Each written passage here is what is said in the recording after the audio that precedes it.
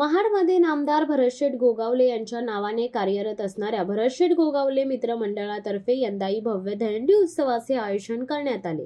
गेल्या 20 वर्षांपासून सातत्याने आयोजित होत असलेल्या या दहीहंडीला रायगड तसेच रत्नागिरी जिल्ह्यातील गोविंदा पथकांनी उत्स्फूर्त प्रतिसाद दिला।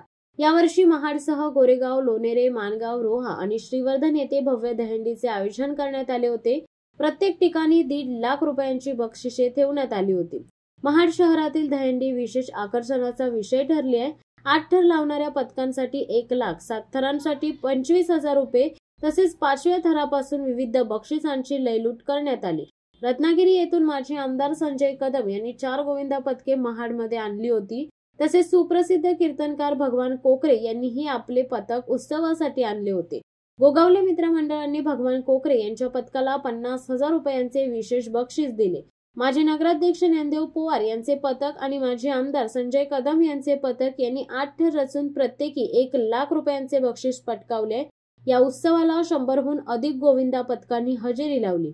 महाड शहरात दिवसभर उत्साहाचे वातावरण होते। या सोहळ्याला नामदार भरतशेठ गोगावले यांच्यासह त्यांची पत्नी व माजी जिल्हा परिषद सदस्य सुषमा गोगावले, शिवसेना शेतकरी कामगार सेना अध्यक्ष विजय अप्पा सावंत, भाजपा जिल्हा सरचिटणीस बिपिनदादा मामुनकर, शिवसेना जिल्हा समन्वयक राजेश देशमुख, उपजिल्हा प्रमुख सुरेश महाडिक, तालुका प्रमुख रवींद्र तरडे, शहर प्रमुख चेतन सुर्वे आदी मान्यवर उपस्थित होते।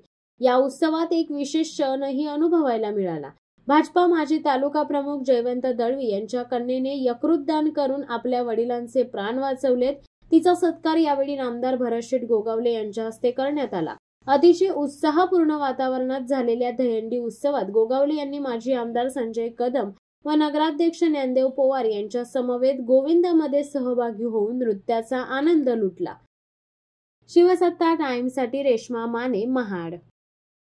दे धडक बेधडक वृत्त देणाऱ्या आपल्या शिवसत्ता टाइम्स न्यूज चॅनलला लाल बटन दाबून सबस्क्राईब करा आणि बेल आयकॉनला क्लिक करायला विसरू नका।